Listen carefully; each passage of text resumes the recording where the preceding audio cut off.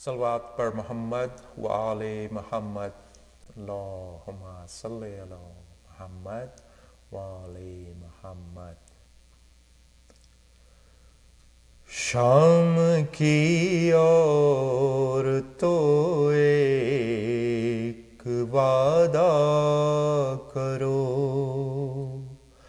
روز قبر سکینہ پہ آؤ گی تم، شام کی اور تو ایک وعدہ کرو، جب تلک لوٹ کر میں نہ آؤں، جب تلک لوٹ کر میں نہ آؤں، آ کے شمع جلاؤ گی تم، شام کی اور تو ایک وعدہ کرو، صورت شاہدی بے کفن بھی میرے جیسی اسیر محن بھی، خالی کرتے میں مدفون غربت، مثل اصغر رہی بے کفن بھی، کیا کفن کی طرح روز چادر اس لحد پر چڑھاؤ گی تم،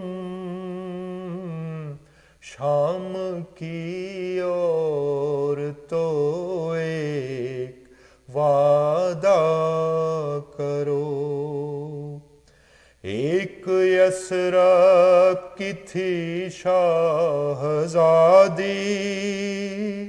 اس کا سکا تھا عباس غازی، مشک لے کر گیا سوئے دریا،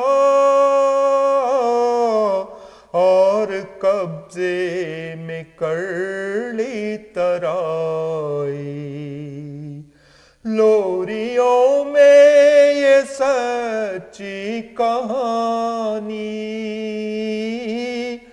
روز اس کو سناؤ گی تم، شام کی اور تو ایک وعدہ کرو، ہم نے زنداں میں پائی رہائی، اب بہن پاس ہوگی نہ بھائی، بات اتنی سی بس یاد رکھنا، میری بچی ہے غم کی ستائی، تم نے بازار میں تو ستایا، اب نہ اس کو ستاؤ گی تم، شام کی اور تو ایک وعدہ کرو، جب کبھی قید خانے میں آنا، بے ردا بیویوں کو نہ لانا، تم کو اصغر بھی دے گا دعائیں، اس کی تنہائیوں کیوں مٹانا، چھوٹے چھوٹے سے بچوں کو لا کر پاس اس کے سلاؤ گی تم، شام کی اور تو ایک وعدہ کرو، قبر بے کس پہ آنسو بہانے،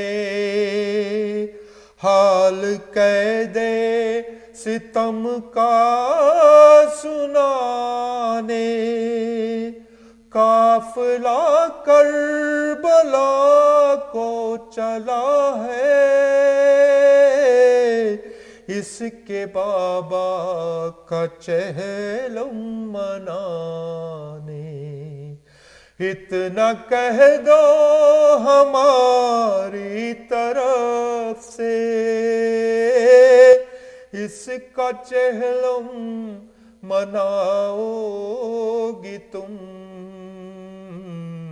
شام کی اور تو ایک وعدہ کرو، روز قبر سکینہ پہ آؤ گی تم، شام کی اور تو ایک وعدہ کرو۔ صلوات پر محمد وآل محمد، اللہم صلی علی محمد وآل محمد۔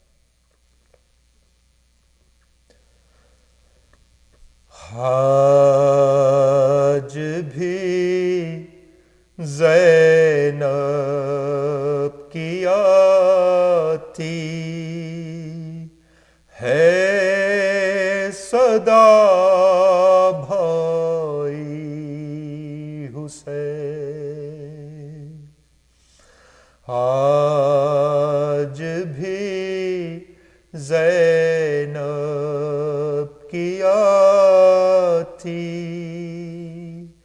ہے صدا بھائی حسین، تیرا چہرہ تیری آنکھیں بھول کب پائی حسین،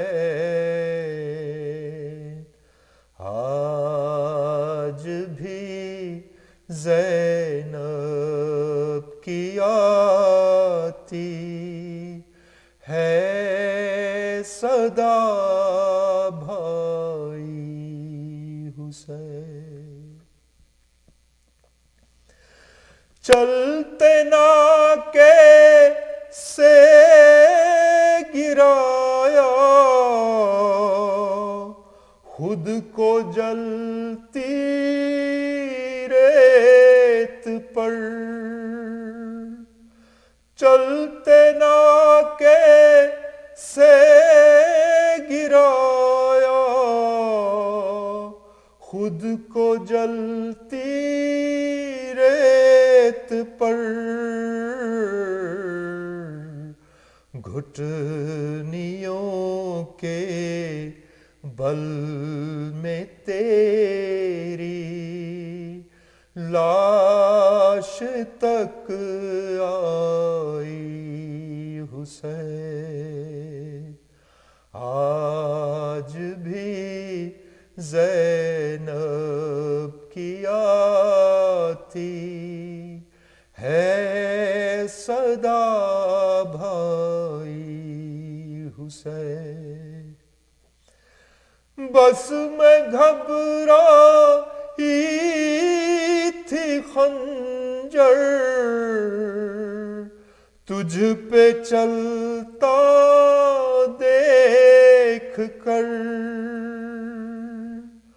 بس میں گھبرائی تھی خنجر تجھ پہ چلتا دیکھ کر، پھر کسی مشکل میں گر کر میں نہ گھبرائی حسین، آج بھی زینب کی آتی ہے صدا بھائی حسین۔ کون تھا جو مرنے والوں میں نہیں تھا خوبرو؟ کون تھا جو مرنے والوں میں نہیں تھا خوبرو؟ بھولنے بیٹھی تو کس کس کی نہ یاد آئی حسین؟ بہہ رہے تھے آنکھ سے آنسو تیری رخصت کے وقت، بہہ رہے تھے آنکھ سے آنسو تیری رخصت کے وقت، پھر کوئی آنسو نہ ٹپکا، آنکھ پتھر آئی حسین۔ دور افتادہ سفر سے لوٹ کر میں نے نبی، دور افتادہ سفر سے لوٹ کر میں نے نبی،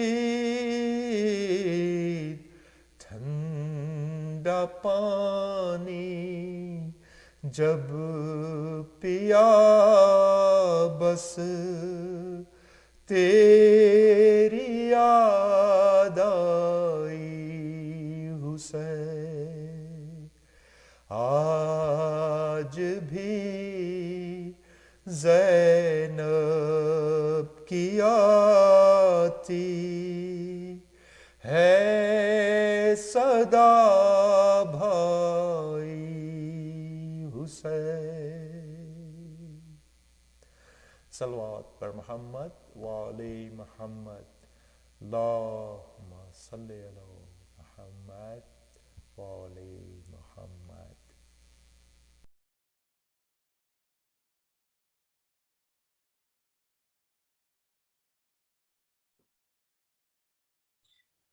اعوذ باللہ من الشیطان الرجیم، بسم اللہ الرحمن الرحیم۔ الحمد للہ الذی قصرت عن رؤیته ابصار الناظرین وعجزت عن نعته اوہام الواصفین۔ الحمد للہ رب العالمین، الصلاة والسلام على أشرف الأنبياء والمرسلين، خاتم النبيين أبي القاسم محمد وأهل بيته الطيبين الطاهرين المعصومين الذين أذهب الله عنهم الرجس وطهرهم تطهيرا۔ أما بعد، فقد قال الله تبارك وتعالى وقوله الحق وهو أصدق القائلين، بسم الله الرحمن الرحيم، يوم ندعو كل أناس بإمامهم فمن أوتي كتابه بيمينه فأولئك يقرؤون كتابهم ولا يظلمون فتيلا صدق الله العلي العظيم. Assalamu alaikum wa rahmatullahi wa barakatuhu. The series of Majalis for this year's Arbaeen of 1443 are continuing, and inshallah tomorrow will be the last of the series of Majalis.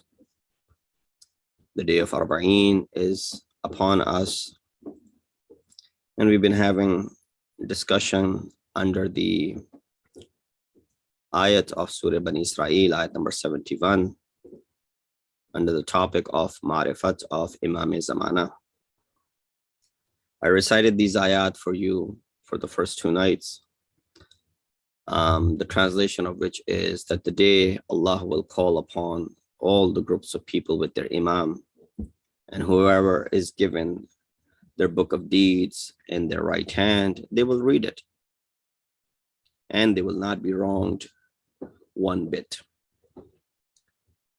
We were speaking about the concept of how to establish a concrete connection with Imam of our time. It would seem that it was easier for the people who lived in the time of the Imams who were present to have that sort of connection where you could see the Imam on regular basis, and the impact of having that infallible figure near you.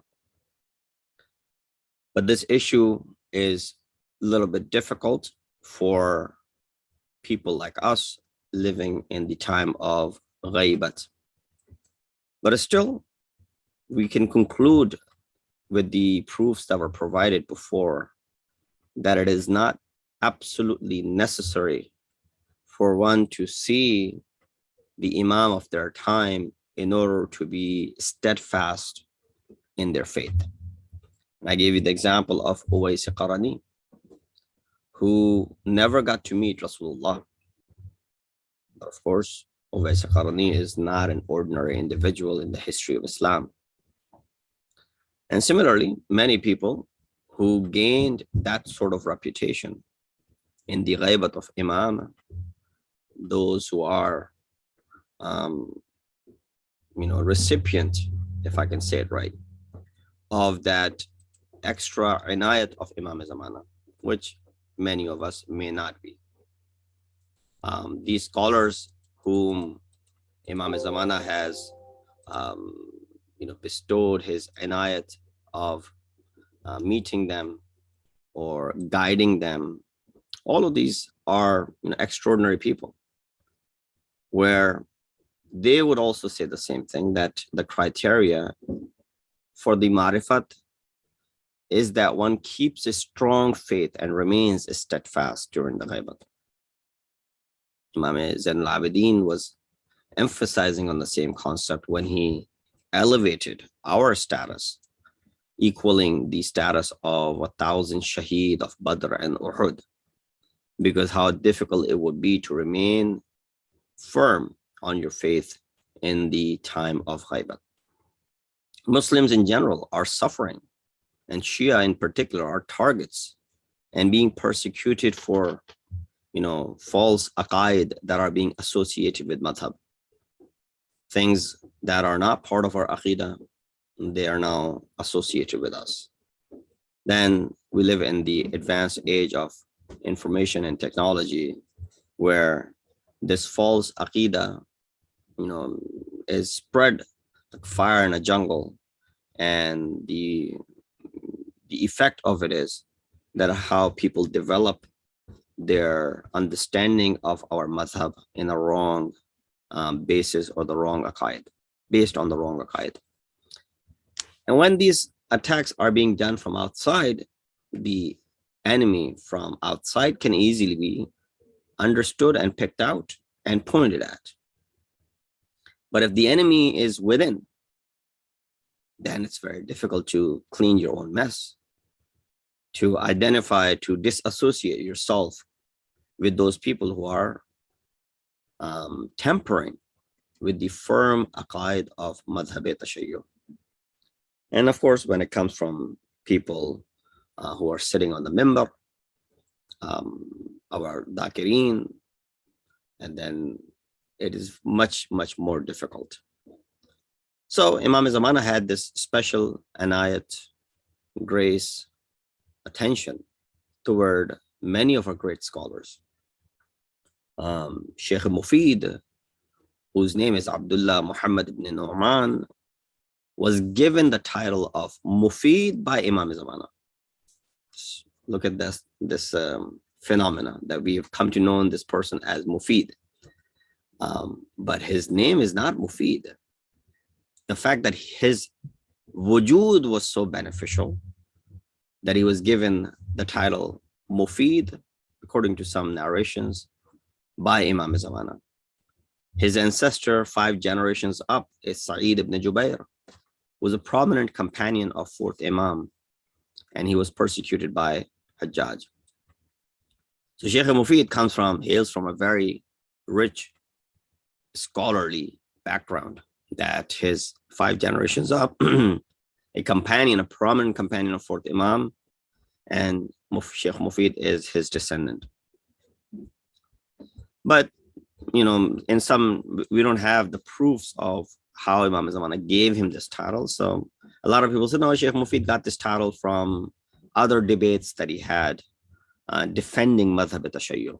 Some believe that he was given this title after a munazara that he had with Qadi Abdul Jabbar Mu'tazili.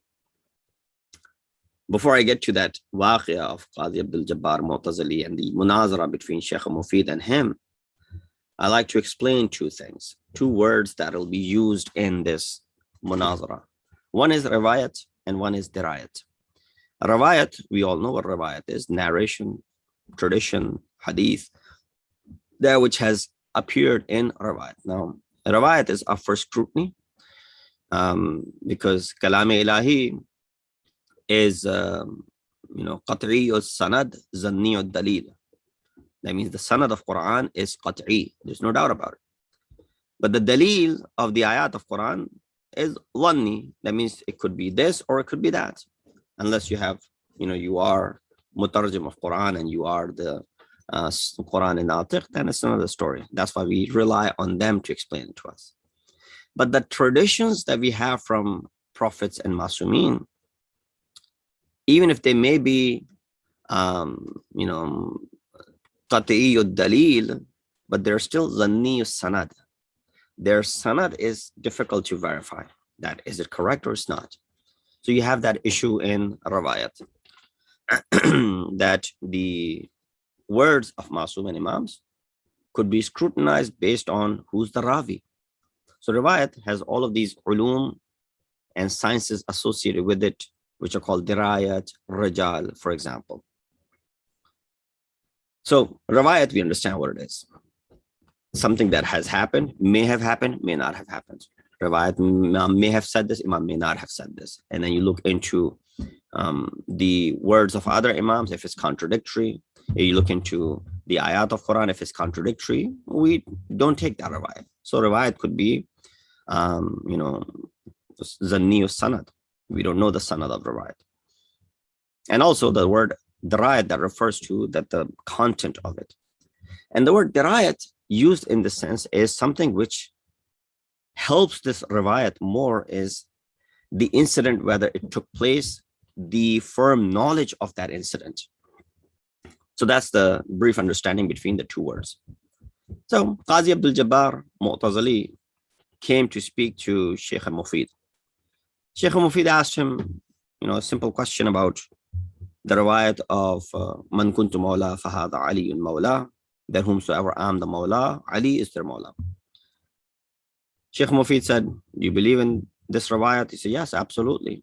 110 narrators of this riwayat. It's mutawatir. He said, what does the word mawla mean? Abdul Jabbar said, the word mawla means master, sarparast, sardar, leader. does not mean friend, as we were alluding to it the other day. And he said, no, it means master, it means leader, it means someone who's sarparast ala. He said, if that's the case, then why is there ikhtilaf and difference between Shia and Sunni? That who will be the Khalifatul Muslimin? If you believe that Prophet said, Man kuntu mawla fahadha aliyun mawla, and you know the word mawla means that mawla is sarparast, mawla is leader, master, then why divide ourselves? Qazi responded, Hadith Ghadir is riwayat, but the Khilafat of first Caliph is dirayat, meaning it's amr musallam. That means it's something which took place. The concept of dirayat is having firm knowledge of something that has taken place. And nobody doubts that the Khilafat of Abu Bakr lasted for 2 years. And then the Khilafat of next Khalifa and the Khilafat of the third Khalifa. These are parts of dirayat. That means we have firm knowledge of them. It's not doubtful. So no aqil and rational individual will give preference to riwayat over dirayat. Something that took place over something that was said. So Rasulullah said, Man kuntu mawla fa'adha lil mawla. But Abu Bakr was the first Khalifa. So we're not going to take riwayat over dirayat. Sheikh Mufid said, fine, fair point. He said, what about the hadith where Rasulullah says, Harbuka harbi wa silmuka silmi? Or Ali, whoever goes at war with you, goes to war with me. And whoever makes peace with you, makes peace with me. Jo tumhare saath jang kare, wo mere saath jang karta hai. Jo tumhare saath sulh kare, wo mere saath sulh karta hai. Qazi Abdul Jabbar said, yes, the riwayat is correct. Sheikh Mufid said, then what about those ashab of Jamal? Those who stood up against Amir al-Mu'mineen, fought against him. According to this riwayat, are they not fighting Rasulullah? Because Rasulullah said, oh Ali, your battle is my battle. Harbuka harbi. Whoever fights with you, fights with me. And whoever makes peace with you, makes peace with me. Aren't those people the Ashab al-Jamal? Then, according to this riwayat, have exited the realm of Islam? Qazi said, no. Those people did a wrong thing. But they repented. They did tawbah. So responded by saying, the battle of Jamal was dirayat. And their tawbah is part of the riwayat. We have the riwayat that they repented. But we have dirayat that Jang-e-Jamal took place. Didn't you say a few moments ago that no aqil will take dirayat or riwayat over dirayat? Then why don't you go ahead and do the same thing over here? Qazi Abdul Jabbar had no points to rebuttal, say anything against it. He said, Antal mufidu haqqan. You are most definitely mufid. Haqqan, that means there's no doubt about it. And of course, with that, he was able to not only himself come to the path, but also bring others along with him. So these individuals had this extra inayat from Imam Zamana that was bestowed upon them, and for that reason, they were given such titles. When we speak about Imam Zamana, since we get confused at times, we need guide. Since we were born uneducated, la ta'lamuna shay'a, that Allah akhrajakum min butuni ummahatikum la ta'lamuna shay'a, that Allah brought you out of the wombs of your mothers that you did not know anything. We need someone to educate us. We need someone to guide us. Guidance is needed. It's the integral part of our existence. Prophet's Risalat begins at the age of 40. His tabligh is for 40 years or 23 years. Risalat begins at 40. Tabligh is for 23 years. It wasn't enough time to explain everything thoroughly. That too, 23 years filled with hardship, difficulties of war, and all that stuff. All these internal battles, external battles that he had to go through. So therefore, it is only natural that Allah subhanahu wa ta'ala continues this concept, the continuation of the prophethood in the form of imamat, which will last until the day of judgment. So although it is not necessary for every law which is given to us to have roots in Quran, although you find that all of these aqaid that we have, and all of these usul-din and furu'id-din we have, their roots in Quran. But many matters have not been mentioned in Quran at all. But that does not cast shadow over the importance of these concepts. For example, we pray 5 times a day. There are many verses that indicate the timings. For example, same surah, chapter 17, verse 78, tells us about the timings of namaz. But how to perform the act of worship known as salat has never been disclosed. That's a knowledge which Quran did not allude to. Not a single ayat in Quran can prove 2 rakat namaz. Does that mean we should stop praying? Does that mean we no longer have to pray? Because Quran does not tell us how to pray. All Quran tells us is aqim as-salat, aqim as-salat, or aqimna as-salat, yuqimuna as-salat, right? It does not tell us how. It just tells us establish the prayer. So when you can't prove 2 rakat namaz from Quran, does that mean you let go of this basic, essential, most fundamental part of your practices? No. Similarly, people raise questions, and a lot of time when people raise this question, Maulana, where does this say in Quran? I tell them and I remind them that is the sunnah of someone who raised the question when Prophet had asked that, bring me pen and a paper and I'll write something for you. Lan tadillu ba'di. That bring me pen and paper and I'll write something which will guide you, that you will never go astray. And someone stood up and said, Hasbuna Kitabullah. The book of Allah is enough for us. We have this book amongst us. We don't need anything else. So a lot of time I remind people that when we tell them, oh, by the way, brother, this is haram, or this is not halal, or this is problematic, this sort of transaction, for example, this sort of investment, for example, this is it. So where does it say in Quran? Quran is not a book of tafsil.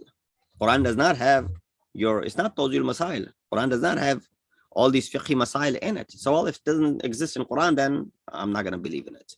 So a lot of times we get that sort of concept. Unfortunately, that is the mentality of someone who said, when Rasulullah asked to bring pen and paper, that book of Allah is enough for us. A book of Allah is enough for us. Prove 2 rakat namaz for me. You won't be able to do so.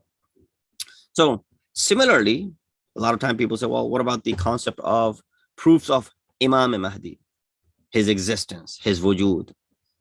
Is he alive? And all those things surrounding the questions. Are there any Quranic proofs about that? Of course there are. First, we want to establish this concept that not everything has to be in Quran in order for it to be, a practice in our madhab, because there are many things that are not mentioned in details. But of course, the concept and the proof of Imam Mahdi is in Quran. I'll explain a few ayat. Nothing new that you have not heard before, but looking at it from a different perspective. Number one is Surah Anbiya 105. Allah subhanahu wa ta'ala says, وَلَقَدْ كَتَبْنَا فِي الزَّبُورِ مِنْ بَعْدِ الذِّكْرِ أَنَّ الْأَرْضَ يَرِثُهَا عِبَادِيَ الصَّالِحُونَ. That indeed we have written in Zabur after the dhikr that the earth will be inherited by our righteous servants. Now, the righteous servants are not the superpowers of the world of Allah subhanahu wa ta'ala, right? They're not ibadiyas salihun. We can all agree on that. So who are these ibadiyas salihun? Let's look at the word yarith first. Yarithu is present tense, and we pray in our salat, and we make this, we recite in our namaz, Assalamu alayna wa ala ibadillah salihin, right? We read this, that Allah have mercy upon us, salutations upon us, and upon those ibadillah salihin, those who are the righteous servants of Allah subhanahu wa ta'ala. This concept, which we all agree hasn't happened yet, the salih and the righteous servants of Allah are not the world leaders at the moment. There might be one or two, but not entirely. And even those who are, they're working to establish. They're not completely in that control, which you understand from the control of someone who is a direct representative of Allah. So when that hasn't happened, if Imam doesn't come, this promise won't be fulfilled. And this hasn't happened yet. So therefore, this is an ayat which gives you that hope and refers to Imam Zamana's reappearance. Or for example, Surah Qasas ayat 5, وَنُرِيدُ أَن نَمُنَّ عَلَى الَّذِينَ اسْتُضْعِفُوا فِي الْأَرْضِ وَنَجْعَلَهُمْ أَئِمَّةً وَنَجْعَلَهُمُ الْوَارِثِينَ. Similar word, Aimma and Warith. Yarithu over there and Warithin over here. That, we have decided to grant a favor to the suppressed ones by appointing them leaders and the heirs of the land. So that hasn't happened. Do you see the suppressed ones are leaders right now, and they are the inheritor, and they have inherited the land, meaning, inheritor is someone who's now in control of it. When that hasn't happened, that means this is the promise by Allah subhanahu wa ta'ala, which will take place one day. The weak ones on earth haven't yet ruled. So if Imam doesn't come, this wa'ada, this covenant of Allah will not be fulfilled. For example, at another place Allah says, هُوَ الَّذِي أَرْسَلَ رَسُولَهُ بِالْهُدَى وَدِينِ الْحَقِّ. Allah is the one who sent Rasul, his prophet, his apostle, with hidayat and with the righteous deen. لِيُزْهِرَهُ عَلَى الدِّينِ كُلِّهِ. So that it may become apparent over all the other religions. وَلَوْ كَرِهَ الْمُشْرِكُونَ. Even if the mushrik are averse to that. Deen that Prophet brought in Arabia, has to be zahir over all the other religions, has to take precedent over other religions. That hasn't happened yet. In fact, to further elaborate on this ayat, Prophet of Islam, Hazrat Muhammad Mustafa sallallahu alaihi wasallam said, and this gives us a better understanding of it, the ayat. No house will remain on the earth except the name of God, and Islam will be in it. Has that come true yet? Has that happened yet? Can you pinpoint houses where the name of God and Islam is not? There are many. Although we're not talking about, yes, through internet, through phones, through media, name of God and Islam is in every house. But is that really what the prophecy is saying over here? Sheikh Saduq in Ikmaluddin from 60 Imam Ja'far Sadiq alayhi salatu, he says, by God, the promise made in this verse hasn't been fulfilled yet. It will come true once Qaim of Ali Muhammad will rise, and when he rises, no unbeliever will remain on earth. So that is the proof. Ayah 5 of 28 has not been fulfilled. Or for example, in Surah Nur, Ayat 55, Allah subhanahu wa ta'ala says, وَعَدَ اللَّهُ الَّذِينَ آمَنُوا مِنْكُمْ وَعَمِلُوا الصَّالِحَاتِ لَيَسْتَخْلِفَنَّهُمْ فِي الْأَرْضِ كَمَا اسْتَخْلَفَ الَّذِينَ مِنْ قَبْلِهِمْ. To give this khilafat to those who are righteous, the way Allah gave this khilafat to those who were righteous before. So this continuation of this khilafatullah is there. Or for example, when Allah says, اعلموا أن الله يحيي الأرض بعد موتها قد بينا لكم الآيات لعلكم تعقلون. Surah Hadith 17. That Allah revives the earth after its after its death, literally. Maut is death. قد بينا لكم الآيات. We have indeed explained thoroughly our signs so that you may become taqilun, you may ponder over it. People need hope. If there isn't concept of imamat and return of imam, people will be in despair and they'll go astray away from religion. That's why the return of imam, you read this riwayat all the time, يَمْلَأُ الْأَرْضَ قِسْطًا وَعَدْلًا كَمَا مُلِعَتْ جَوْرًا وَظُلْمًا. That upon the return of imam, Allah will fill this earth with equality, with justice, the way it was filled with dhulm injustice, tyranny, and oppression. Someone will say, well, then why are we trying to do islah of the ummah? Why are we trying to make things better? Let's fill this earth, fill this world with jawr and zulm, so that Imam reappears sooner. When this is what the Rawat is saying, when the world will be filled with it, then Imam will come. So see, the word is jawran wa zulma. It didn't say zalima. Doesn't mean that we all become zalim to hasten his zuhur. No. It means that even one person can cause so much chaos and zulm and tyranny that it can fill the entire earth. And there have been so many such people in the past. So the criteria here is understood as far as these ayat and riwayat are concerned. So these are some of the ayat where we find how Allah subhanahu wa ta'ala in Quran has established the concept of imamat, and especially the imamat of Imam Zamana, Ajjalallahu ta'ala farajahu sharif. What is it that we can do? One of the maraji of our time, he gives recommendations. He says, recite at least 50 ayat, then associate them or gift them to your imam. Reason why is because, one, you'll get in the habit of reciting Quran on daily basis. That's beneficial to you. And then when you associate something with Imam Ma'asum, we know the act of amal of Imam is accepted. If his amal isn't accepted, then what do we have any hope? So when you associate your action with action of Imam, that is bound to be accepted by Allah subhanahu wa ta'ala. So you are becoming sharik in the reward for having done that action. Number two, act on Quran. Apply its teachings. Doctor's prescription is only useful when you put it to use. You take the prescription to the pharmacy to get the medicine, bring home, eat it. And eat it with the instructions provided by the physician.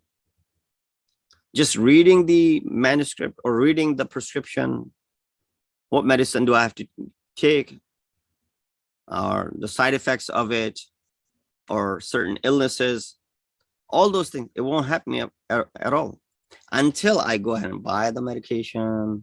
I go ahead and consume it according to the instructions. So Quran is the same way. This is a manual that is given to us for our hayat by Allah subhanahu wa ta'ala. We don't even read, at least we read the prescription of the doctor. We don't even read the prescription given to us by Allah subhanahu wa ta'ala. We read the prescription of doctor, we apply it. We go ahead and buy what we need to buy so that we can remove that physical illness from our bodies. If you don't read Quran and implement its teaching, the spiritual illness will continue to grow and the remedy for it will not be done. Number three, he said, so number two, first was recite 50 ayat. Number two was act upon them. Number three, give salat importance over everything. Do you want to be in the state where Imam reappears and you're busy in lahvul arb? You're busy in actions which are not approved by Imam. I've said this to pretty much all the communities that I have gone to. I may have even said it here and to you guys, Chicago community. But this is something which is, there in all our communities. That how some of the practices that we have for our happy occasions get carried away, get out of hand. People don't have any control over some of the functions that they have. Someone invited me, Maulana, we want you to recite the nikah for our child. Sure. So the nikah was done in Imam Barga. We went, we recited the nikah. And said, Maulana, don't forget to come for the reception tomorrow. Where's the reception? In so-and-so hotel. He said, you sure you want me to come? I said, yeah, Maulana, you're part of our family. I said, no, think about it, what I'm saying. Do you want me to come? Is there going to be music playing over there? Is there going to be things that are not suitable for someone in my libas to be sitting there? Let me check. He checks and he comes like, Maulana, unfortunately, the children, they have done all this and they're planning on having a DJ and music and all that stuff and dancing. And so, well, Mazrat, I can't come. See, if an ordinary student like me, wearing the libas of Rasulullah, libas of Imams, who himself is, you know, fallible, there's this fallibility that we commit sins, is not appropriate to be sitting in such gathering. Do you think Imam Zamana will be in that gathering? And before Imam Zamana could be in that gathering, did we even invite Imam Zamana to the gathering? So my suggestion to our community members is that when you are writing the letters of invitation or sending out the invitations to your happy or sad occasions, write the first invitation out to Imam of your time. This is my Imam of my time, Imam Zaman. I believe in his existence. He's here. And therefore, I'm inviting him to bless our gathering. Just like you invite other dignitaries, write the first, just like you write Ariza to Imam on Nima Shaban, write the first card, make it out to Imam Zamana and put it outside. It will reach Imam Zamana. We don't even do that because we're afraid. We can't even invite Pesh Imam, let alone we're inviting Imam Zamana. If a Pesh Imam, who's a leader of our Salat, can't come to our gathering because of all the khurafat that are happening there, you think Imam Zamana will come to such a gathering? So that is something to be pondered over.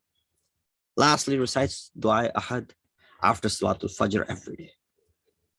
Yes, if you just read the translation of Dua Ahad, you find the words that are saying, even if this person dies, Imam, if I leave this world, this person will be raised back from his grave with his sword out there in the time of the ghaibat, when the ghaibat comes to an end. So reciting Dua Ahad fulfills that promise for you, that you will, even after your death, if the zuhur of Imam takes place after you passed away, you will be brought out, the concept of Rajat, to be part of the army of Imam Zamana. You will say, well, we have a hard time getting up for Salatul Fajr. You want us to recite Dua Ahad in it? So these are some of the things which it is worth pondering over, looking at as to where we stand as far as our connection with Imam Zamana is concerned. Towards the end, I wanted to, just very briefly talk about the importance of waiting for Imam Zamana, the philosophy of waiting. Imam Jafar al-Sadiq alayhi, he said, if someone believes in all the Imams and denies Imam Mahdi, it is as if he has believed in all the prophets and denied Prophet Muhammad sallallahu alaihi wasallam. The philosophy of waiting means that you wait for someone whom you trust. If you don't trust the person who's in the hiding right now, you don't anticipate them coming back.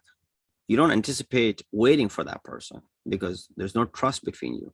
You knew someone for a while and there was bad experience between the two, lack of trust. The simplest example could be husband and wife. Some marriages just don't work out. There was no trust. The marriage broke apart. Do you anticipate this person whom you had such a bad experience with and there was zero trust between the two of you? You don't. So make sure that you have this sort of trust in Imam Zamana. You wait for someone whom you consider beneficial. Otherwise, if you fear someone's arrival would be dangerous for your survival, you're not going to be waiting for their, anticipating their, anticipate waiting for them. And these stimulus checks that went out in the last year and a half, those who were qualified for that the government helped them out. You were waiting for those stimulus checks, especially those people who were in dire need of it. Why? Because it was beneficial to you. It solved your financial burdens to an extent.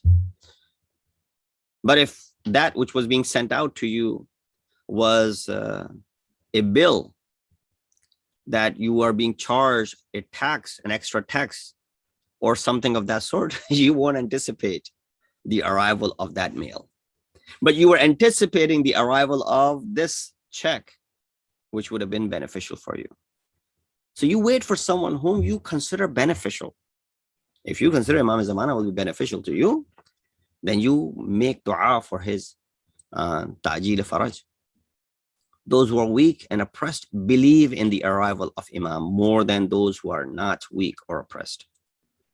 As the ayah says, Nuridu an namunna ala alladhina stud'afu, that those who are weak are made the heirs and the inheritors. Similarly, those who are weak in land and those who are suffering, they have a stronger and firm belief in the wujud of Imam Zamana and his return. Got to understand the azamat of intizar. What's the difference between Jews and Muslims? Prophet Musa والسلام, went away for 40 days. Miqat with Allah subhanahu wa ta'ala, 30, 10 extra, tilka asharatun kamila, 40 days. They started worshipping a calf. We've been waiting for 12 centuries.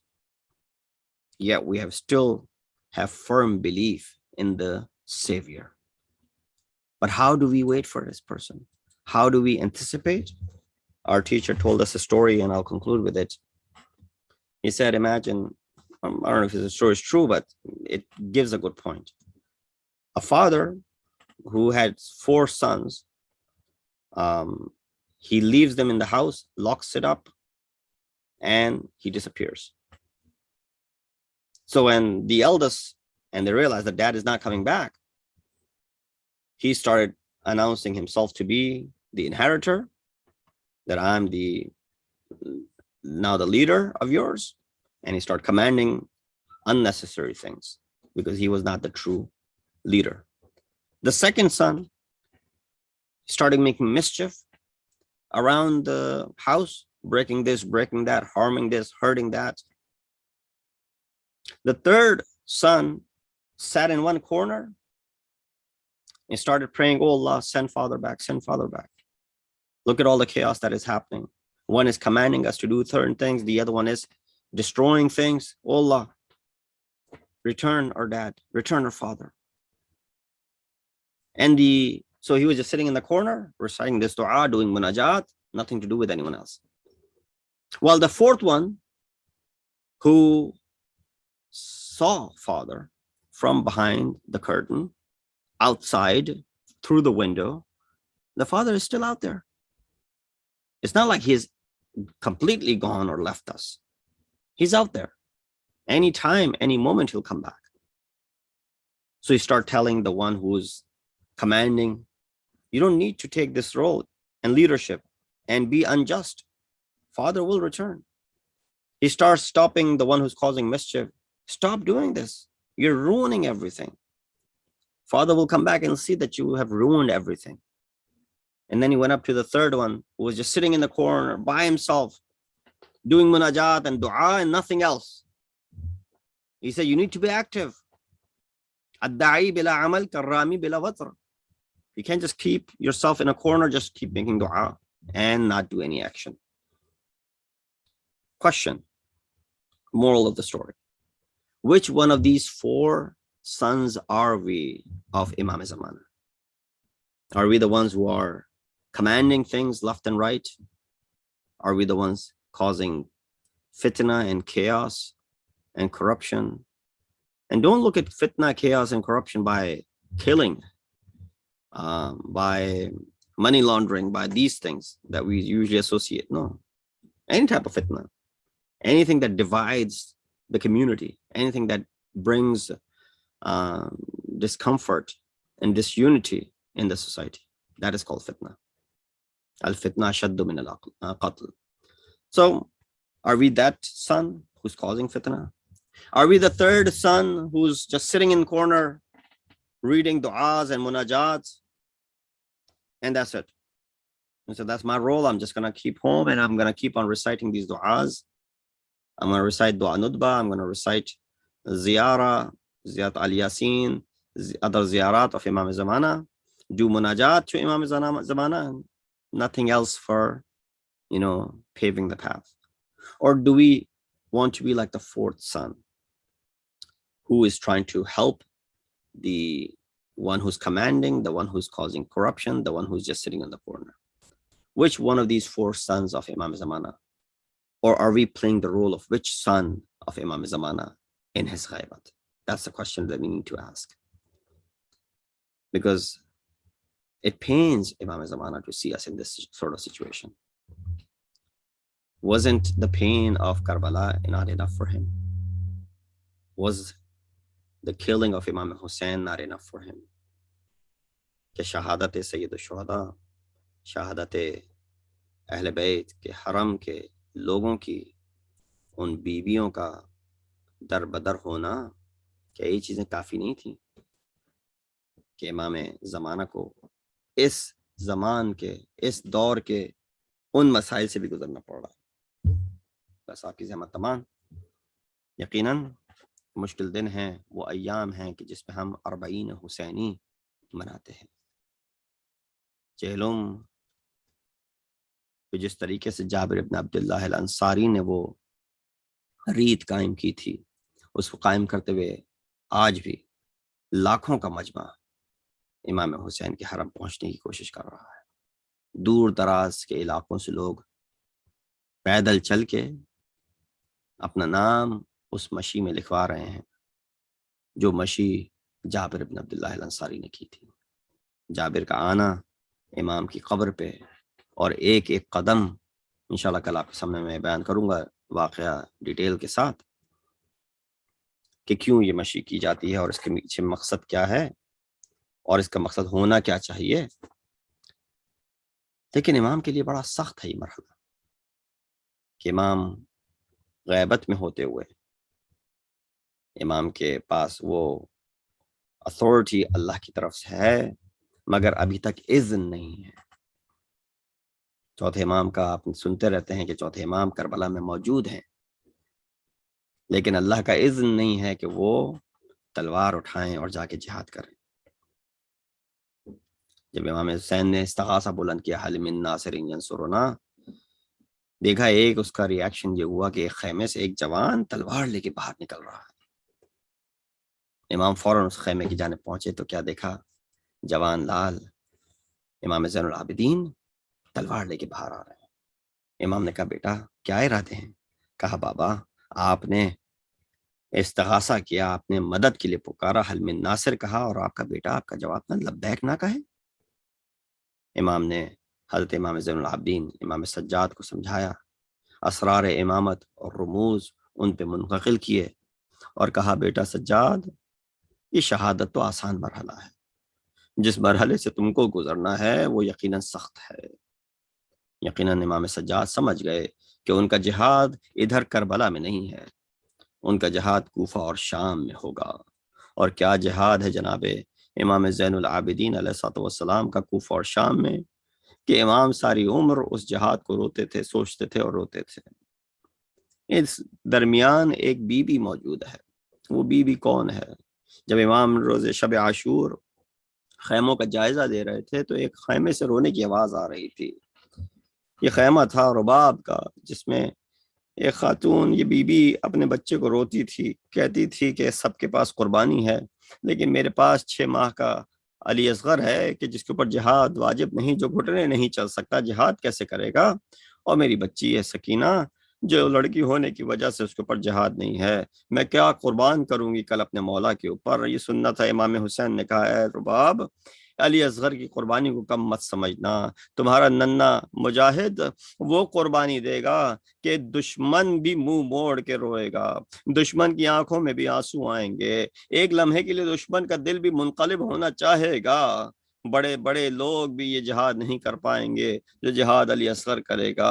اور ہاں جہاں تک تمہاری بیٹی کا جہاد ہے تو اس کی بیٹی ہونے کی وجہ سے کم نہ ہوا، وہ ایسا جہاد کرے گی، وہ ایسا انقلاب لے کے آئے گی اس شہر میں کہ جس شہر میں ہمارے جد کے اوپر گالیاں اور دشنام دیے جاتے تھے، وہاں تک قیامت علی کا نام احترام سے لیا جائے گا. اسی لیے جب جناب رباب چلی ہیں، ایک دفعہ کا کربلا پہنچتا ہے یہ قافلہ تو جناب رباب اس کو ڈھونڈا جا رہا ہے. جناب زینب ہر طرف دیکھتی ہیں، رباب نہیں ملتی، قافلہ جانے کے لیے تیار ہے. ایک دفعہ دیکھا رباب بیٹھی ہوئی ہیں، گریہ کر رہی ہیں. کہا بھابھی رباب ہمیں چلنا ہوگا، قافلہ تیار ہے، بس آپ کا منتظر ہے. جناب رباب نے کس روتے ہوئے انداز میں جواب دیا، اے زینب، رباب واپس مدینہ جا کے کیا کرے گی؟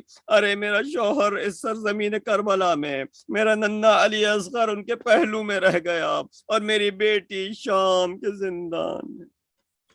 الا لعنت اللہ القوم الظالمین وسيعلم الذين ظلموا أي منقلب ينقلبون ان للہ و انا الیہ راجعون. بار الہ ہماری اس بات قبول فرما، ہم گناہ گار ہیں، ہمارے گناہوں سے درگزر فرما، ہمیں اہل بیت علیہ السلام کے نقش قدم پر چلنے کی توفیق عطا فرما، ان کی تعلیمات پر عمل کرنے کی توفیق عطا فرما، امام کے ظہور میں تعجیل فرما، ان کے اعوان و انصار میں شمار کر. ربنا تقبل منا انک انت السمیع العلیم. ماتم حسین.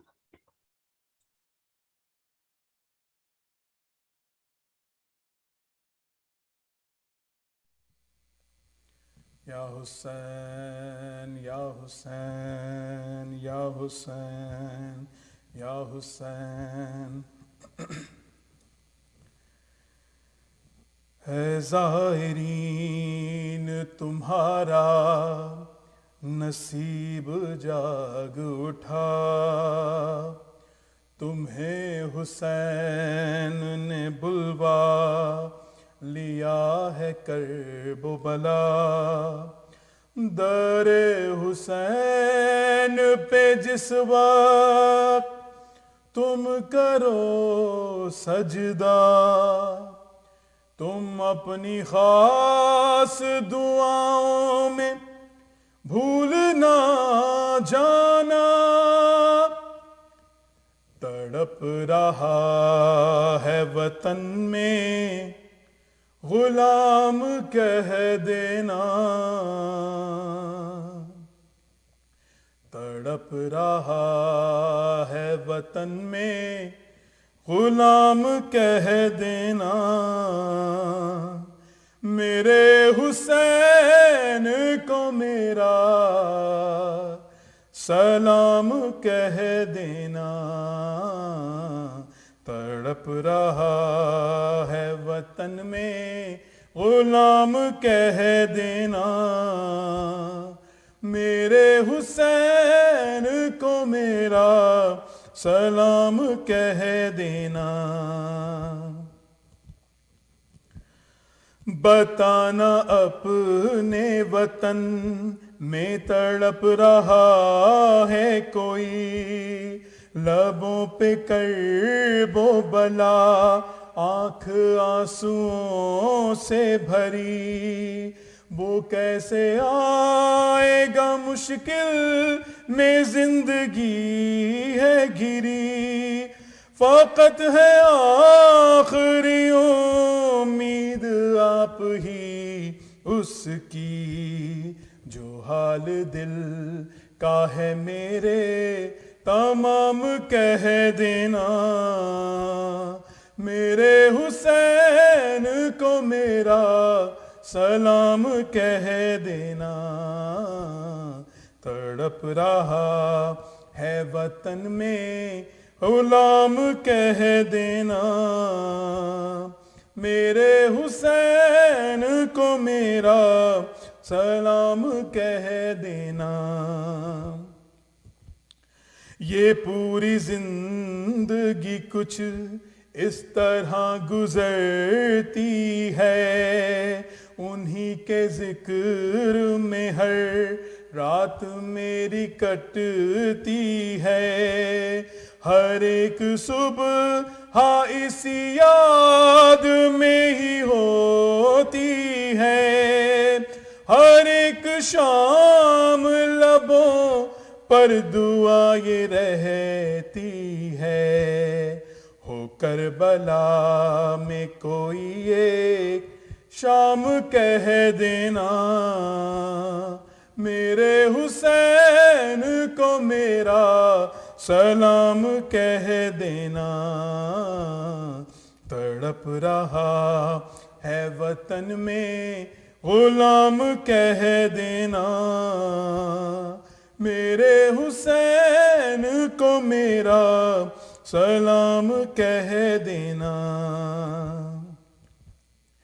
نہ حاجتیں نہ عریضہ ہے کوئی میں نے لکھا سپرد کرتا نہیں ہوں تمہارے کوئی دعا تمنا بس ہے زیارت کی یہ بتا دینا اگر نہ یاد رہے کچھ بھی ظاہر مولا تو جالی تھام کے بس میرا نام کہہ دینا میرے حسین کو میرا سلام کہہ دینا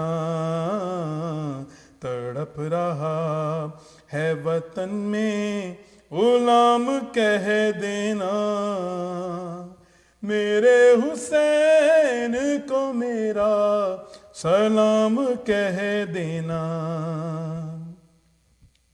یہ ان سے پوچھنا آخر یہ زندگی کیوں ہے بدن میں سانس ہمارے یہ چل رہی کیوں ہے ہماری آنکھ میں آخر یہ روشنی کیوں ہے اگر نہ کربلا دیکھوں تو آنکھ ہی کیوں ہے خدا را یاد سے یہ سب کلام کہہ دینا میرے حسین کو میرا سلام کہہ دینا تڑپ رہا ہے وطن میں غلام کہہ دینا میرے حسین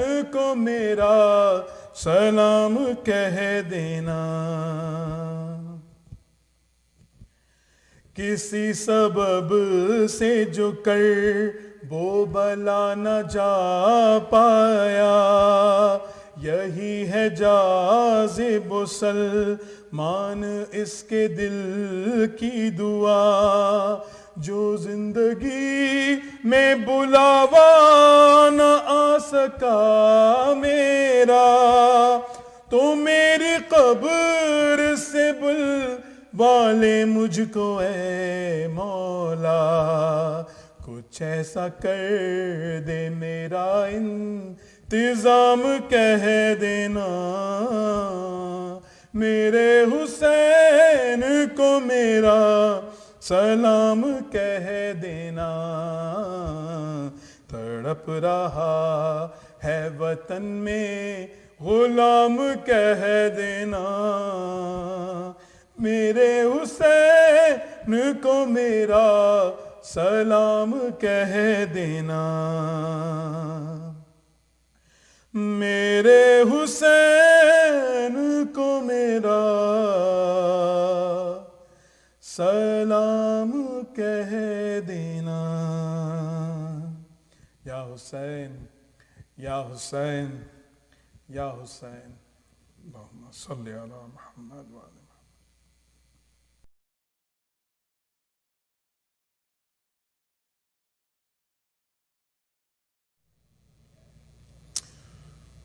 Respected Maulana, dear brothers and sisters, Assalamu alaikum wa rahmatullah. First of all, I would like to acknowledge our speaker for these Majalis, Hujjatul Islam, Maulana Syed Rizwan Rizvi. We are really thankful to Maulana for his dedication, mashallah, and speaking for these series of Majalis for Maulana Syed Rizwan Rizvi's health, well-being, and increased tawfiqat. Let us all recite a very loud salawat. Allahumma salli ala Muhammad wa ala Muhammad wa ajil farajah. I would also like to request all brothers and sisters for the namaz-e-Bahshat Qabr for Hujjatul Islam Marhum Maulana Tilmiz Hasnain Rizvi Ibn Sayyid Izharul Hasnain Rizvi tonight, as he was buried today. So I would request all brothers and sisters to please recite the Namaz Hadiya Mayyat for Maulana Tilmiz's Isal Sabab. We would really appreciate that. I would now like to acknowledge tonight's sponsors. Tonight's Majalis has been sponsored by Brother Taj Syed and Brother Mukhtar Alam and their families. For their Sehat o Salamti and Tule Umr, please recite aloud salawat. Allahumma salli ala Muhammad wa ala Muhammad. These sponsors' families have requested for Surah Fatiha for their marhumeen, especially for marhum Sayyid Jafar Ali Sahib, Takreem Jafar Sahiba, Sayyid Jarrar Hussain Zaidi Sahib. For these marhumeen, for all of our marhumeen, and also keeping Maulana Tilmiz Hasnain Rizvi in our mind for his Isal Sabab, let us all recite a Surah Mubarakah Fatiha with a very loud salawat. Allahumma salli ala Muhammad wa ala Muhammad wa ajjal farajam.